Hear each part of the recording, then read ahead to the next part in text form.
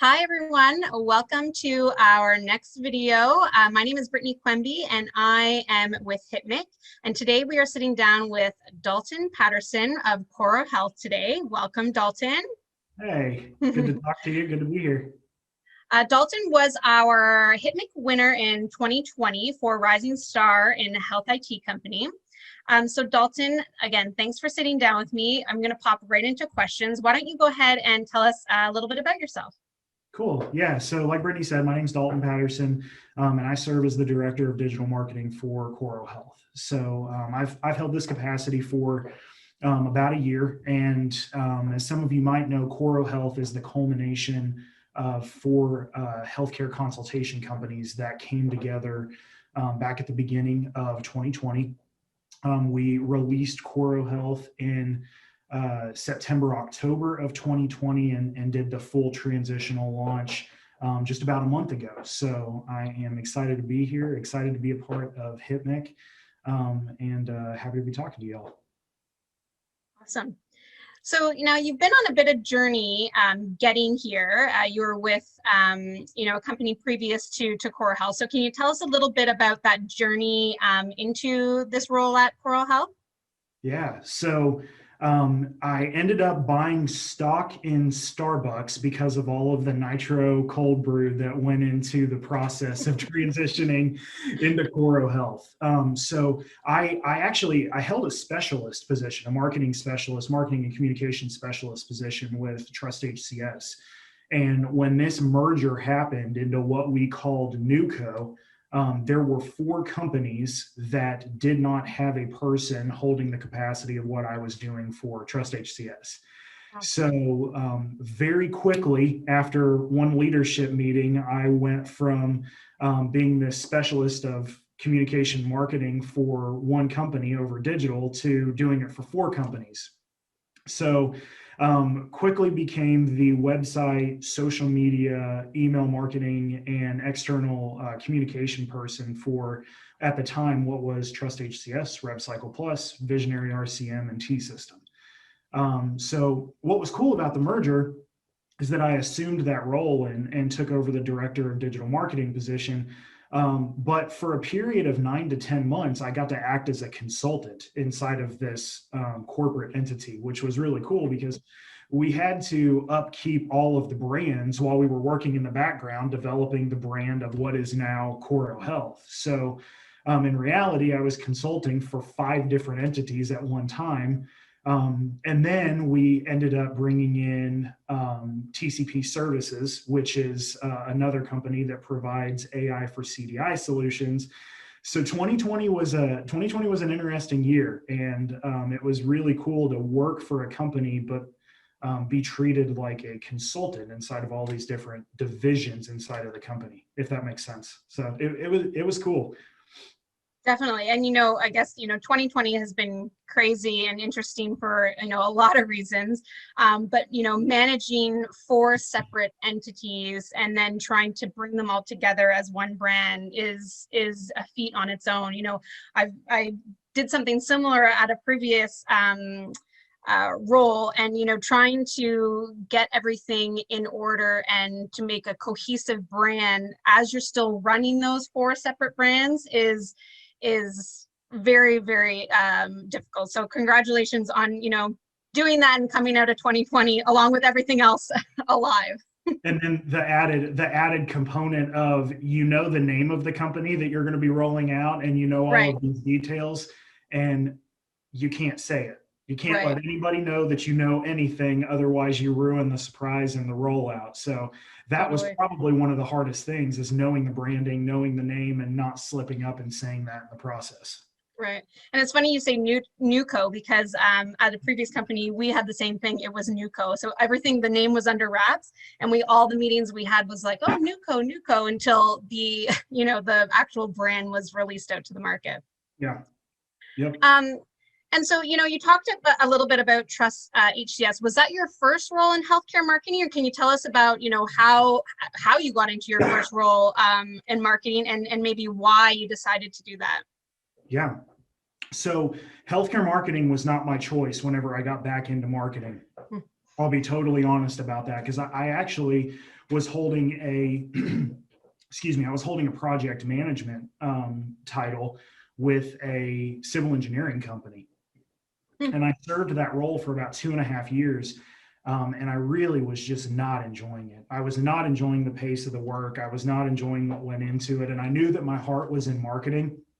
And I just, a friend of a friend, I ended up getting introduced to the board of what was Trust HCS at the time.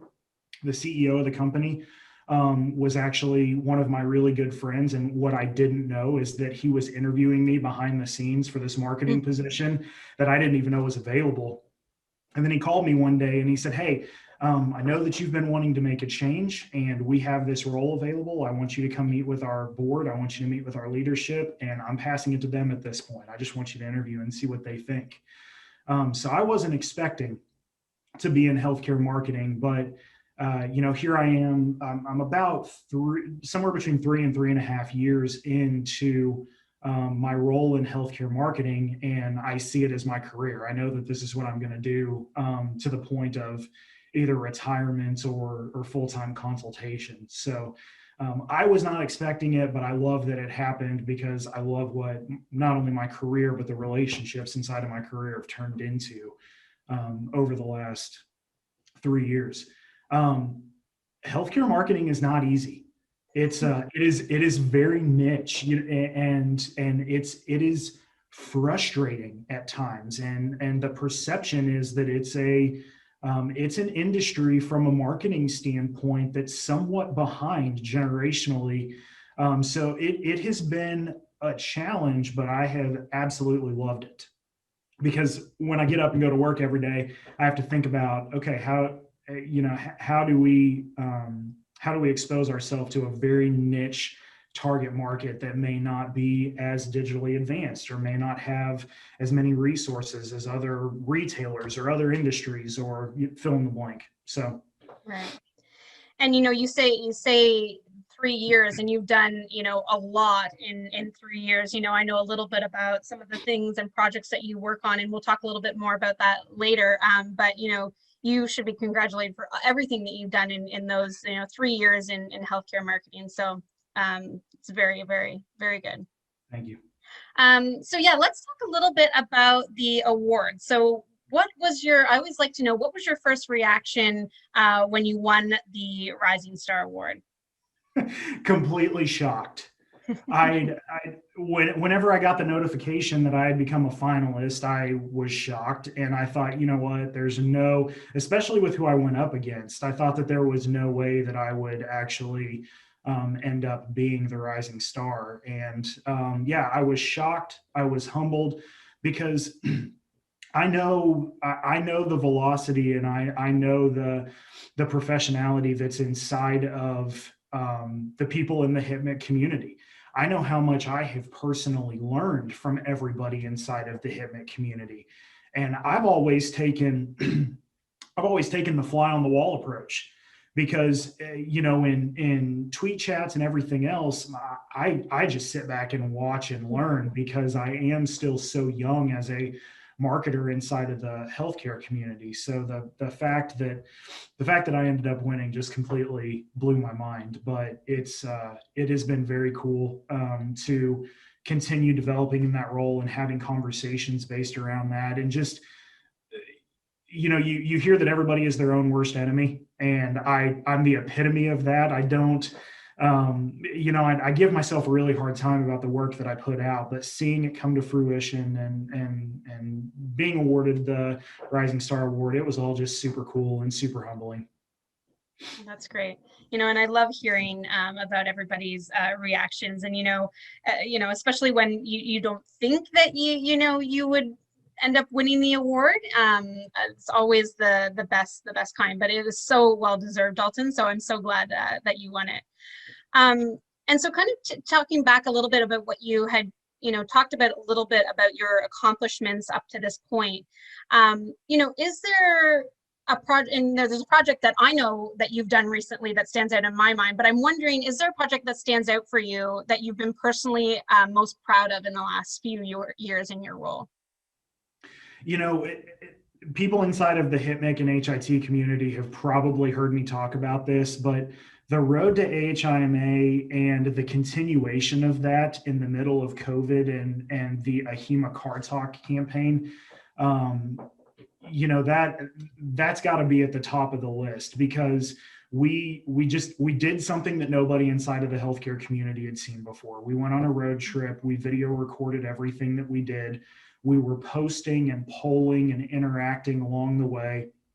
And it's funny, I don't want to call it a cult following, but there was this group inside of the AHIMA community specifically that prior to AHIMA, when COVID was a massive issue in 2020 regarding what do we do with trade shows, and do we go all digital, and do we meet in person, they were like, what are you going to do? You've got to keep the road to AHIMA going, and we have to see the road trip guys. So what are you and Greg going to pull out of the hat? So putting the thinking cap on, we developed the AHIMA Car Talks. So we knew that quarantining was a thing. We knew that people were not traveling, trade shows in person were not happening. So it's like, okay, how do we show our subject matter experts? How do we introduce CorroHealth? How do we introduce the CEO of the company when he's not going to be able to be on the trade show floor meeting people and shaking hands? So road to AHIMA, AHIMA Car Talks, I'd say those are two that I'm really proud of. And, the transitional campaign to becoming CorroHealth, the hashtag We Are CorroHealth that we had to continue using in Twitter and LinkedIn. If anybody wants to search that, you'll kind of see my process on how we rolled out the company on Twitter and on LinkedIn, and the process of consolidating the Twitter and LinkedIn, the legacy Twitter and LinkedIn accounts into the CorroHealth accounts on Twitter and LinkedIn. Those are, and that one's still ongoing. So I don't know, there's a variety. There's a few different things that I've just seen really cool response to that I'm pretty proud of. Well, and I'm glad you touched on both of them. The one that you just highlighted, I think people will be interested in how you went about that process, because it might not seem like a lot to people when you're consolidating all these things, but there's so many little pieces that go into getting rid of those legacy brands and coming to a new brand, like you said, social and the websites, and redirecting people and making sure people know, this is what we're called now, this is our new name. There's a lot of small pieces that go into a project like that, and doing it, successfully can be a challenge. So I think reading about that, I know myself, it's so interesting to read how people go about doing that, and the success they have. So I think that's great. And I'm so glad that you talked about the road to AHIMA, because I saw that initiative and thought it was such a cool initiative to follow. And what really struck me was one of the reasons why you guys decided to do that campaign. And so correct me if I'm wrong, I'm going to throw a curveball at you, but one of the reasons why you wanted to get into that campaign and start that project was that healthcare marketing really wasn't capitalizing on some of the great digital ways of getting a campaign out there, or some innovative ways to get out there. So is that true? Is that why you wanted to do something completely different that healthcare has never seen before? Yeah, it's the challenge in healthcare is, how do you present the data and keep somebody's attention? Because we knew that we wanted to talk to people at AHIMA. We knew that we wanted them to stop by the booth. We knew that we had offerings that we wanted to discuss. So it was like, okay, how do we catch their attention? How do we make ourselves known on the trade show floor? And, fun. When, I'm stuttering, sorry. Whenever I came on with Trust HCS, I scoured our competition. I scoured social media. When I knew that I was going to be taking over social media, I'm like, all right, never done anything in healthcare marketing before. So I need to see what's going on, what I'm up against. And respectfully, it was dry. It was just a lot of sales initiative, and it was a lot of just very direct information. And I advised to leadership with leadership's full support the entire time. I'm like, y'all, we've got to have some fun. We need to make ourselves known, and we need to grab the attention of people without just solely relying on a case study or solely relying on some sort of poll that we're going to then turn information, productive information around to. So we just wanted to have fun, and we wanted to increase exposure, and it accomplished what it needed to accomplish. And it came at a price too. I completely humiliated myself because when we opened it up and said, okay, what songs do you want to hear on the road trip? What candy do you want eaten? We ended up doing carpool karaoke on the way to Chicago and back. And John Lynn goes, hey, I want you to sing Shallow by Lady Gaga. And I'm like, all right, let's do it. On it.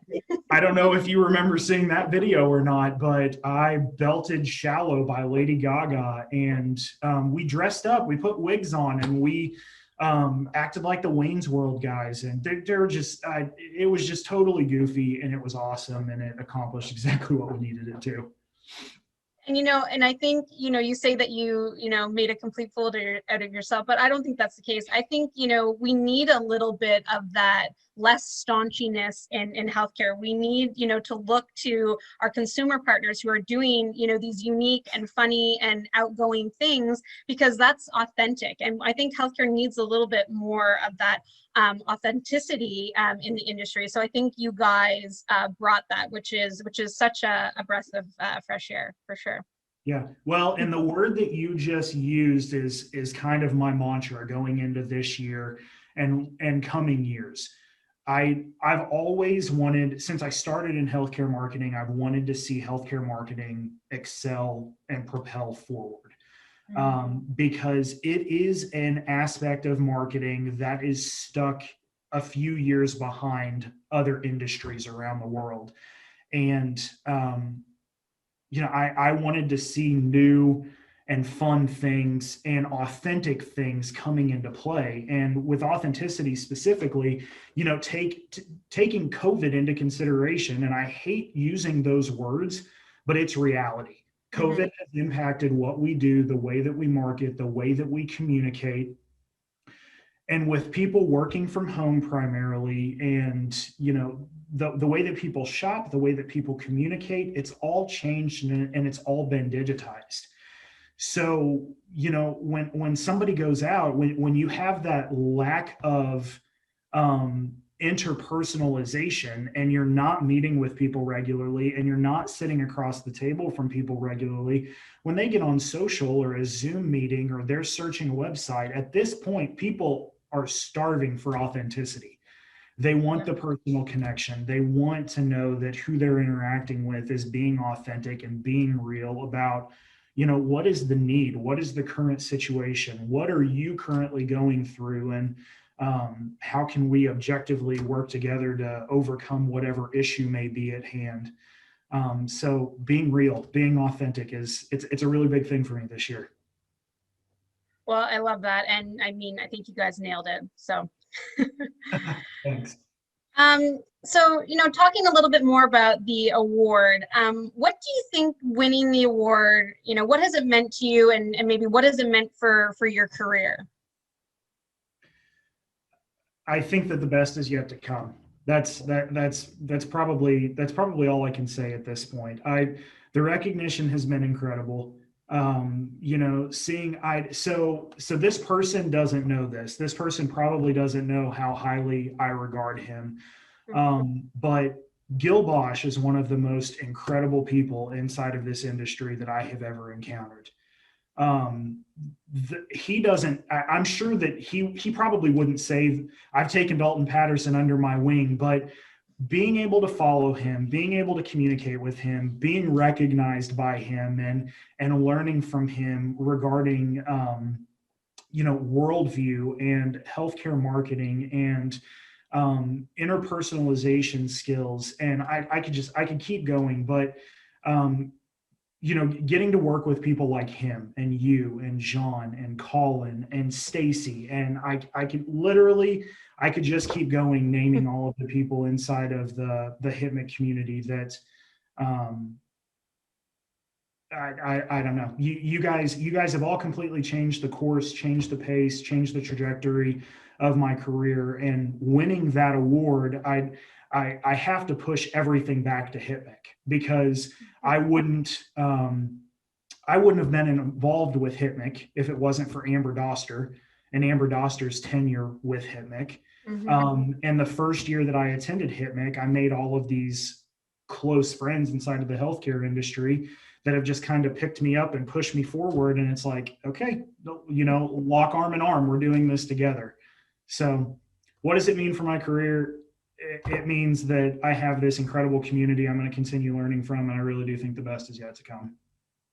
That's so great. And, I feel the exact same way as you do, but the community and Gil as well. He's such a delight to speak to, and he makes you feel like you are literally the only person in the world, really, when you're communicating with him. And he's, so, such a good mentor that way. Although he might not think of himself as that. Right. But also the community, it is, what you said really hits home, because before I came onto the team, I used to attend HITMC, and really loved the camaraderie and the under your wing style that everybody has within the community, to really kind of lift you up and help you with whatever you're looking to do, wanting to do, or have done. So I'm so glad you said that. Yeah. So, well, let's take a little look forward into 2021. Where would you like to see healthcare marketing push the boundaries in 2021? You talked a little bit about pushing the boundaries with what you did with the Road to AHIMA, but what would you like to see in 2021? It goes back to authenticity, personability, and just being raw. If there's anything, that I've learned in COVID, and I'm going to get personal for a second. My wife and I had a baby in the middle of the COVID lockdown. We're raising our first child in COVID. We rebranded a company in the middle of COVID, and this merger and acquisition happened in the middle of COVID. And there were a lot of times I was not okay, and I was completely overwhelmed. And if there's anything that I think that we should exemplify, is it's okay to not be okay. And it is okay to be completely overwhelmed and need help. And if there's a way that I'm going to market this year, it's that specifically, that it is okay to throw a hand. It's okay to say I need help. And I'm not going to do it in such a way to where so there's an analogy that my boss said to me, Greg Goodell. He said it to me specifically, and I think it's very true to the way that we should market to each other this year. And it's this: when you go into a 5-star restaurant and you sit down to eat, you're going to order a filet off of the menu. You're not going to tell somebody, go to the back, get a live cow, bring it to the table, and let me point at the cow and decide where I want you to cut and then cook it. Right? So when we market, when we sell, when we are promoting, we need to know inside of the market, or to people specifically, what's the immediate need? Like, let's help each other with an immediate need. Let's help each other with this immediate fix. And then let's move on and tackle the next thing. Because and I do the exact same thing with my personal life as well. Whenever I meet with people and talk to people, or if I have the opportunity to counsel, it's, what's the immediate ailment? What's going on right now? What's making you not okay right now? And let's address it, and let's be good, and let's get it under control, and let's just keep chugging forward. So really? that was a lot. I may have rabbit trailed that a little bit, but that's kind of my thoughts. No, and I think it's great. We used to live in a society, and I'm glad that we're kind of coming to the forefront in terms of it's okay. Like you said, it's okay to not be okay. It's okay to ask questions. It's okay to ask for help. It's okay to lean on our peers or our colleagues or our mentors.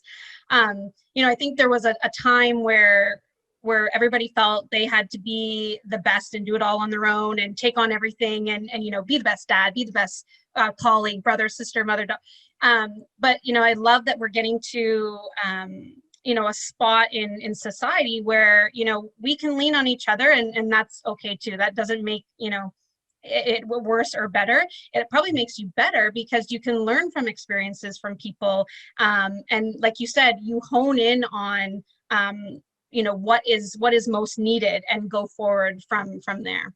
Yeah. Love it. Absolutely. And as a society, well, and I say this too from an Americanized standpoint, because we have this massive worldview, but from an Americanized standpoint, we're very impulsive and we're very reactive.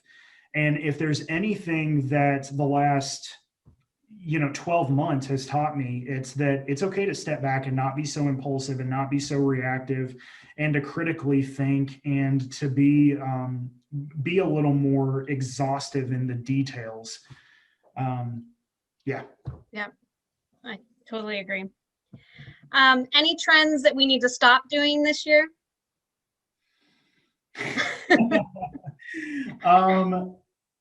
So I'm going to answer this with a trend that we should start doing. So we have to we need to get away from so many words, and we need to start showing actions. And what I mean by that is it's really easy to throw a lot of content out into the cloud and be like, go get it. It's really easy to search keywords. It's really easy to search hashtags, and it's really easy to just absorb. But if there's anything that the last 6 to 8 months has taught me, bring in your subject matter experts, bring in your first line knowledgeable resources, and use video. Put a face out there, put a person out there that can speak real time to a direct issue and grab somebody's attention and pull them in and say, we know that this is an obvious need. We know that there is X, Y, and Z happening inside of the healthcare industry. And I can tell you from firsthand experience, this is the way that we resolve it, and then bring it back to that interpersonal communication style and make it as personable as possible. So what I would say, this came to me just now, stray away from the shotgun marketing and start doing a little more sniper marketing in 2021 into 2022. I love that. So great saying. And so for you personally, what is next for you and for CorroHealth? Oh man, we're we're pushing forward. We have officially merged. So at this point, it is exposure and saturation. We want people to know that we're no longer the legacy companies specifically, but our footprint and the splash that we can make inside of the healthcare industry, inside of the revenue cycle specifically, inside of programmatics, inside of payer or provider specific, we can assist, and we're here, and we're continuing to build out our assets, our ability to assist facilities and payers and providers. And the next step at this point is to just help as many people as possible and be there and be real for as many people as possible. Our healthcare workers are absolutely incredible, frontline and otherwise. What they are enduring right now, what they're having to deal with, even step away from the frontline workers very briefly, but you look at the administrative side of healthcare, and you look at the administrative side of the healthcare facilities, and their struggles are different, but they're struggling the exact same way that the frontline workers are, and they're trying to keep their heads above water. And I would say that I speak on behalf of not only myself and CorroHealth, but our heartbeat is to just try to take as much pressure off of people as possible. I know that our clinicians, our physicians, all the way down to, our coding teammates and the coding specialists and managers would all agree. We want to take as much of the burden as possible from people right now. That's so great. Yeah, Good to see that in 2021 for sure. So we'll wrap up with this last question. What's one piece of advice you would give, healthcare marketers looking to make a splash in the industry? You've done a couple splashes yourself, but what would be that one piece of advice that they can take away today? Stay integral, but take the risk. So if you have an idea, just do it. And if it seems crazy, and if it seems far-fetched, and if it seems cartoonized in comparison to what you've seen in healthcare marketing, just go for it. You're going to know whether or not it takes off or if it flops. And if it flops, it's okay. If it's on social, you can delete it. If it's on a website, you can delete it. If it's a total fail, that stuff will go away. It's probably in the cloud somewhere, but you can take it directly off of the face of the brand. But take the risk. If you think that there's a way that you can interact with people or reach people, just do it, because you never know until you take the risk, and until you try the methodology, you never know if it's going to work. That's so true. Well, and here's to 2021 and, taking all those risks. And I can't wait to see what you guys have planned and what you personally are up to. So thank you again, Dalton, for joining us today. I'm so happy we got to sit down and chat. This has been Brittany Quemby with HITMC. Thank you for listening. Thanks, Dalton. Thanks. Appreciate you.